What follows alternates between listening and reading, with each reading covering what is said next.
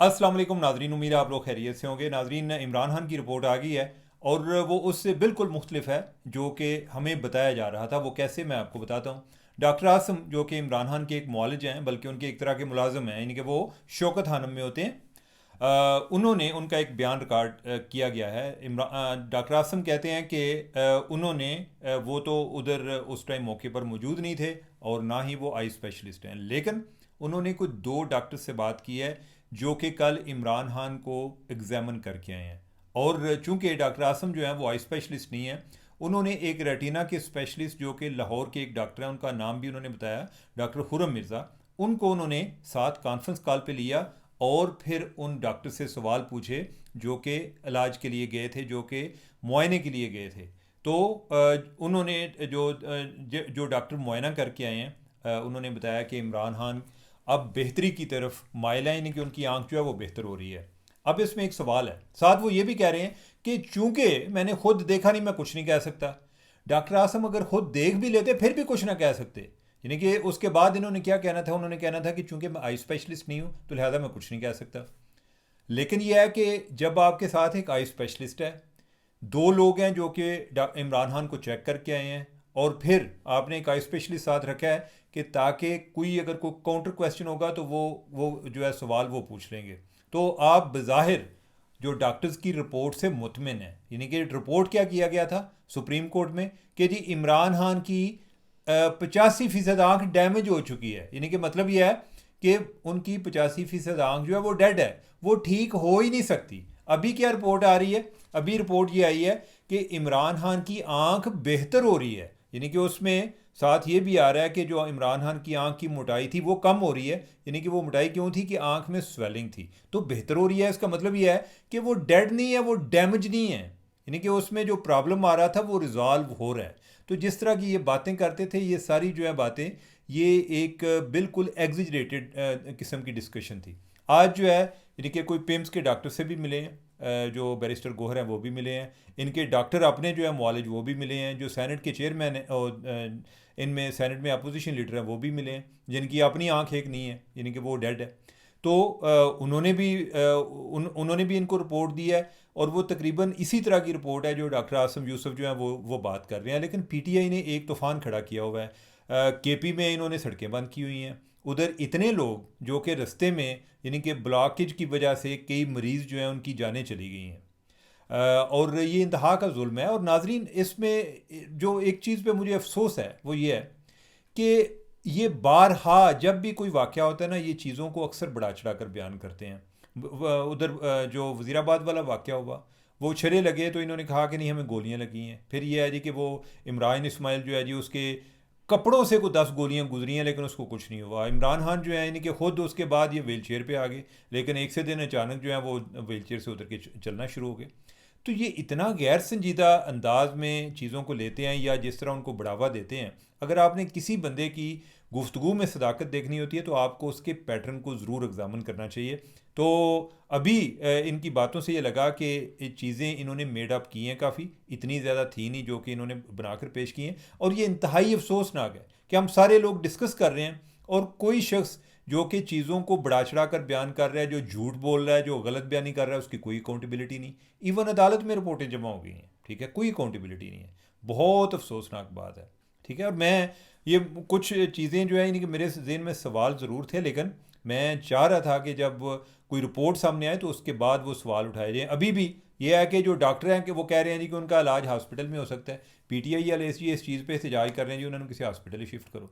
अब इससे अंदाज़ा होता है कि पहले जो इनको हॉस्पिटल में शिफ्ट किया गया था, पिम्स में रातों रात चोरी छुपे लेकर आए थे, वो ठीक था कि इन्हें ये लगता था कि कोई law and order situation create होगी। इनको अगर जो दिन के टाइम लाएंगे या लोगों के नॉलेज में होगा तो फिर जो है इमरान खान जो है वो हॉस्पिटल नहीं पहुंच पाएंगे, या एक नया एक पॉलिटिकल सर्कस क्रिएट होगा। एनीवे, वेरी अनफॉर्चुनेट कि बीमारी पे जो इस तरह से उसको पोलिटिसाइज करना। और इससे नुकसान क्या होगा? नुकसान वही होगा जो आपने बचपन में स्टोरी पढ़ी होती है ना जी, कि वो एक बकरियां चराने वाला जो लोगों को कहता था वो शेर आ गया, वो शेर आ गया।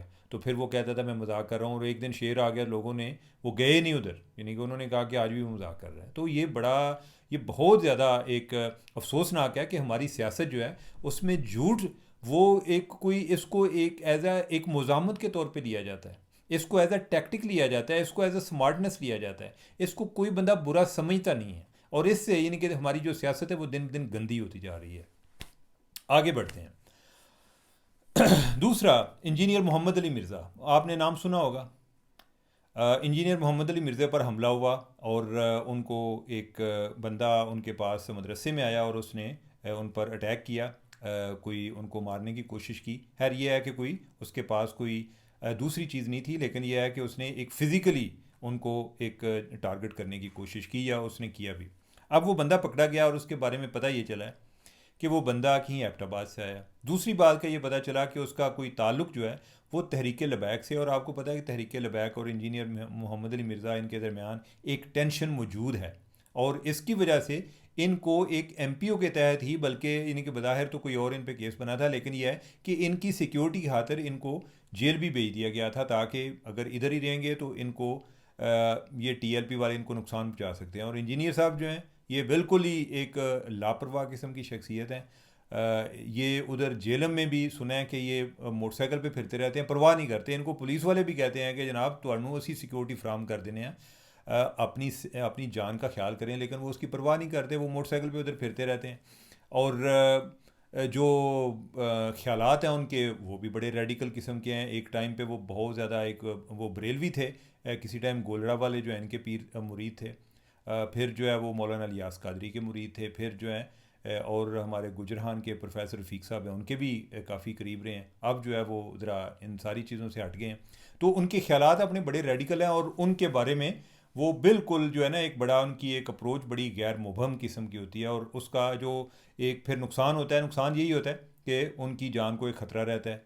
और ख्यालात के बारे में उनकी कमिटमेंट इस तरह की है कि वो एक सरकारी नौकरी छोड़ आए, इंजीनियर थे, और जो वजारत दिफा में यानी कि डिफेंस मिनिस्ट्री में ये कोई जिस तरह नेस्कॉम या इस तरह का कोई इदारा था उसमें थे वो। और अभी कोई इनकी कोई रिटायरमेंट का भी टाइम नहीं था, कोई ज़्यादा इनकी उम्र भी नहीं है, पहले ही रिटायर हो गए। तो उस लिहाज से जो इनको प्रॉब्लम आया, ये को पहले भी, को 3 माह पहले भी किसी ने इन पर अटैक किया था, और वो जो उसकी वजह बताई जाती है वो कुछ इस तरह से है कि ये उधर जब को अपना प्रोग्राम करते हैं और उसके बाद लोगों को हुजरे में, जो लोग उनके साथ तस्वीर बनाना चाहते हैं तो वो सेल्फ़ी बनाने के लिए इनके साथ हुजरे में जाते हैं। तो जो दोनों दफ़ा हमला हुआ, वो दोनों दफ़ा वो जो लोग हैं वो सेल्फ़ी बनाने के लिए इनके साथ गए, लेकिन उसके बाद उन्होंने उन पर फ़िज़िकली अटैक किया। तो मेरा ख्याल है कि उन्हें भी अपनी एक सिक्योरिटी का ख्याल रखना चाहिए। उन्हें शायद इस बात की परवाह नहीं है, लेकिन उन्हें इस बारे में कोई एहतियात करनी चाहिए, उन्हें कोई एस्कॉर्ट वगैरह चाहिए, वो भी करनी चाहिए। बल्कि मेरा ख्याल है कि जो इनके मदरसे के बाहर तो शायद वो मौजूद होते हैं पुलिस वाले, और जो लोग अंदर जाते हैं वो कोई साथ इस तरह का कोई असला वगैरह अंदर नहीं जाने देते, लेकिन अंदर वो ये सेल्फियों वाला सिलसिला बंद कर दें, या बंदा चेक करके कोई सेल्फ़ी बनाया करें, या कोई और साथ आप रख लें कि जो कोई इस तरह का कोई मसला ना करे। दोनों दफ़ा उनके साथ कोई 3 माह में ये मसले 2 दफ़ाओं में, और ये इसी तरह हो गए हैं। तो अब बनते हैं अपने एक टॉपिक की तरफ, जो कि एक रिपोर्ट के हवाले से है, और ये क्यों अहम रिपोर्ट है मैं इस पर भी बात करता हूँ। ये पाकिस्तान स्पोर्ट्स बोर्ड की रिपोर्ट है। अब यह है कि जो इसकी अहमियत यह है, ये नहीं कि उन्होंने एनुअल रिपोर्ट जारी की। एनुअल रिपोर्ट बहुत सारे और भी शायद इदारे करते होंगे। ये रिपोर्ट इसलिए अहम है कि ये 20 साल बाद ये रिपोर्ट आ रही है। इसका मतलब यह है कि 20 साल जो पाकिस्तान स्पोर्ट्स बोर्ड है उन्होंने कभी रिपोर्ट जारी नहीं की। आई डोंट नो कि उनके पास रिपोर्ट करने को कुछ नहीं था। वो समझते थे कि हम जो है इनकी हुकूमत को या प्रेसिडेंट को जो रिपोर्ट सबमिट की जाती है हम इसमें क्या बताएंगे, हमारे पास कुछ नहीं है। लेकिन अब जो है कोई काम होना शुरू हो गया। अभी कोई मेरे ख्याल साल 1.5 साल हुआ है, अभी जो नए डीजीपी आए हैं यासिर पीरज़ादा साहब, बड़े साबित तर्ज लिखारी हैं, और उसके साथ साथ काम भी अपना डुअल टाइप आदमी है। तो उन्होंने जो काम किया है, शायद उन्हें लगा कि यार हम अगर काम करें तो रिपोर्ट क्यों ना बनाएं, रिपोर्ट तो हमें बनानी चाहिए। तो उसमें कोई जो मैं चीज़ें देख रहा था, एक तो अरशद नदीम परफॉर्मेंस अकेडमी उन्होंने बनाई है, कि जिसमें ये एक हाई परफॉर्मेंस अकेडमी है। इसका मकसद क्या है कि जो एक टैलेंट है उसको आप जो यानी कि उसको एक अपॉर्चुनिटीज़ प्रोवाइड करें, जो जिन लोगों में पोटेंशियल है, ताकि वो एक इंटरनेशनल लेवल पर कम्पीट कर सके, उनको फैसिलिटेट किया जाए। काफ़ी गवर्नेंस रिफॉर्म्स भी उन्होंने उधर किए हैं। कायद-ए-आज़म गेम्स होती थी वो बंद हो गई हुई थी, को पिछले 7 साल जो है ना वो बंद रही हैं। अभी उसका दोबारा से उन्होंने रिवाइव किया, या किया उसको। जो पहले ये होता था कि हमारे जो बहुत सारे खिलाड़ी हैं पकड़े जाते थे डोपिंग की वजह से, बहुत ज़्यादा बेइज्जती का मुकाम था और एम्बेरसमेंट होती थी। अभी उन्होंने एक एंटी डोपिंग बोर्ड भी बनाया है, कई लोग जो हैं उनके ख़िलाफ़ उन्होंने कार्रवाई भी की है, ताकि हमारे लिए ये हमारे जो खिलाड़ी हैं वो बाइस इज़्ज़त बने, ये ना हो कि हमारी बदनामी का सबब बने। इंफ्रास्ट्रक्चर को उन्होंने काफ़ी बेहतर कराया है, जो एक इंतज़ामी इस्लाहात हैं वो उन्होंने काफ़ी किए हैं। तो ये एक अच्छी रिपोर्ट है, और एक इस चीज़ की अलामत है कि उधर अब जो है ना को काम शुरू हो गया है। यानी कि पहले जो है शायद रिपोर्ट करने को कुछ नहीं था, लेकिन अब जो है चीज़ें रिपोर्ट होना शुरू हो गई हैं, और ये एक पॉजिटिव स्टेप है। और मेरा ख्याल है कि खेलों के मैदान में अगर हम संजीदगी का मुजाहरा करें और उधर कोई अहल लोगों को ये चार्ज दिया जाए, तो वो एक डिफरेंस क्रिएट कर सकते हैं, जिस तरह हमने इनका बताया कि ये इधर डिफरेंस क्रिएट कर रहे हैं। तो नाजरीन, आज के लिए इतने ही काफ़ी है, मुझे दें इजाज़त। अल्लाह हाफिज़।